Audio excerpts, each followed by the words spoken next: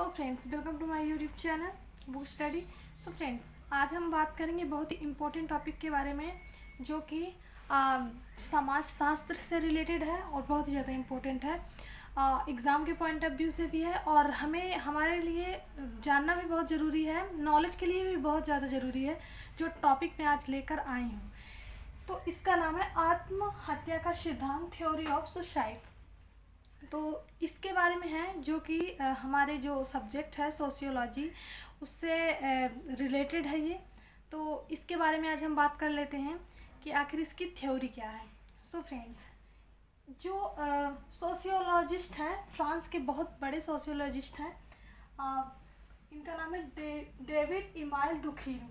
इन्होंने सुसाइड से संबंधित विवेचना अपनी पुस्तक ले सुसाइड में प्रस्तुत की है।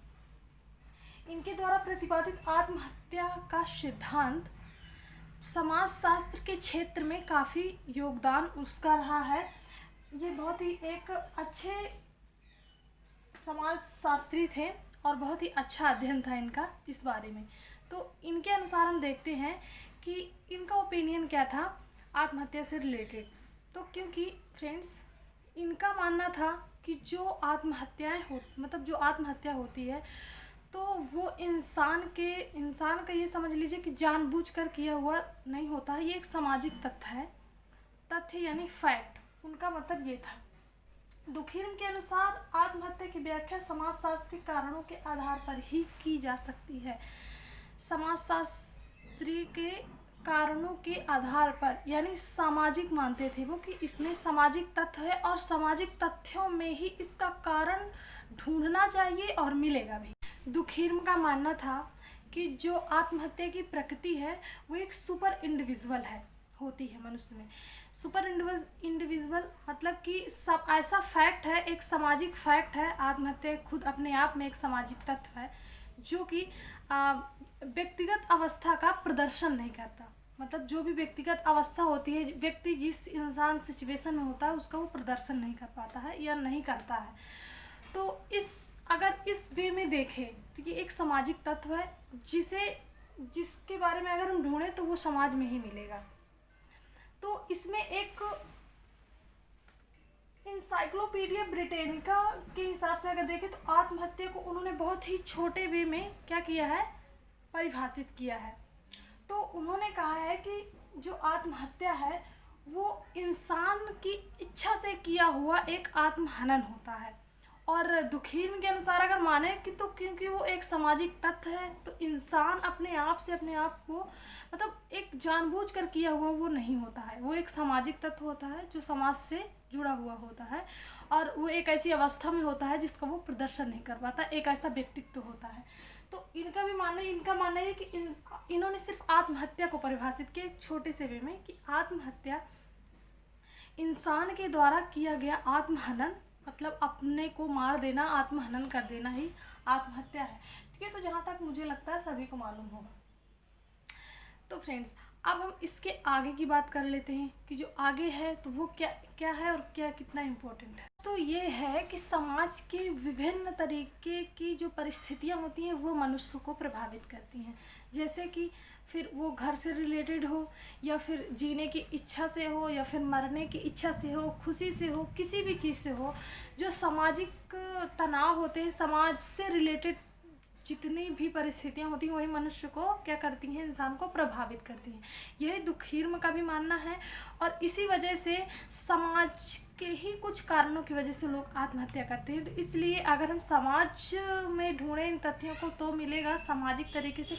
इसीलिए शायद ये जो टॉपिक है वो समाजशास्त्र में दिया गया है। सो फ्रेंड, इसमें एक इम्पॉर्टेंट बात ये है कि अगर हम एग्ज़ाम्पल लेके माने कि तो जो औरतें हैं तो वो आदमी से, जैसे हम एग्ज़ाम्पल के थ्रू आपको समझाते हैं कि सामाजिक वे में कैसे समाज एक कारण हो जाता है किसी की आत्महत्या का।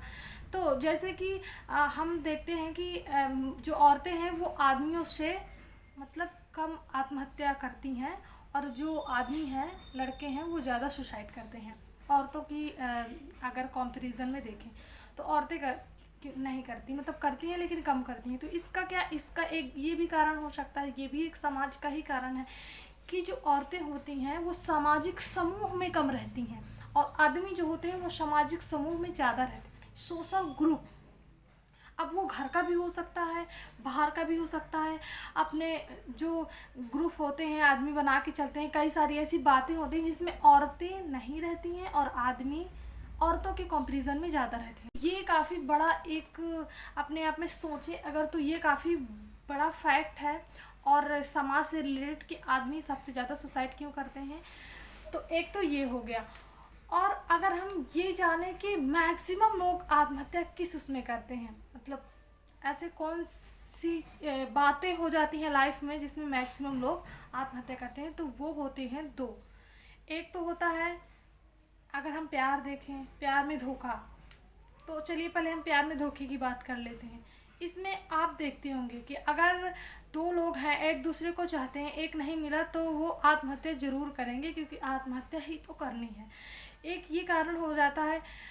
और इसमें सबसे बड़ी बात यह है कि आप हमेशा न्यूज़पेपर पढ़ते होंगे, हम भी पढ़ते हैं। न्यूज़पेपर में अक्सर रोमांटिक लव स्टोरी आती हैं और जिसमें कि हमेशा सुनने में आता है कि दो लोगों के समाज के द्वारा दो लोगों को ना मिलने की वजह से आत्महत्या सुसाइड कर ली गई प्रेमी और प्रेमिका के द्वारा, क्योंकि उनके पास कोई अदर ऑप्शन ही नहीं बचा था।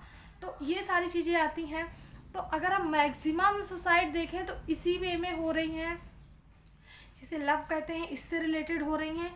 और दूसरा हम देखें तो एक मतलब बीमारी, ऐसी बीमारी जिससे कि हम ठीक नहीं हो पा रहे या फिर उभर नहीं पा रहे हैं, जैसे कि कैंसर हो गया, टीबी हो गया।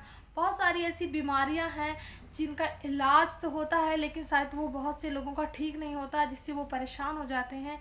घर वाले भी उनसे कहीं ना कहीं दूर होने लगते हैं, क्योंकि वो और पूरे दिन बीमार रहते हैं तो घर वाले भी दूर होते हैं। कई सारे उनके कपड़े, उनके खाने पीने का सामान, उनके बर्तन, तो कई सारी चीज़ें तो लोग सोचते हैं कि ऐसे अधमरे जीवन से जीना तो मर जाना बेहतर है।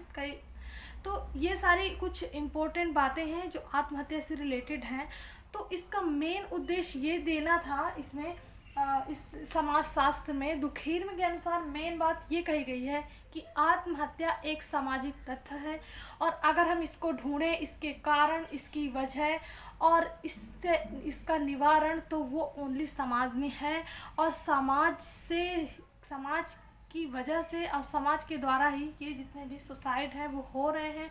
तो फ्रेंड्स, समाजशास्त्र में ये एक टॉपिक था कि अगर हमसे कभी क्वेश्चन में पूछ लेता है सोशियोलॉजी में कि आत्महत्या की थ्योरी क्या है, इसकी डिफिनीसन क्या है, इसके कोई दो कारण क्या है, तो फ्रेंड्स मुझे लगता है कि ये आज आपके लिए काफ़ी अच्छा था, टॉपिक था जो मैंने आज आपको बताया है। अगर आपको अच्छा लगा हो तो लाइक, शेयर, सब्सक्राइब कर दीजिएगा।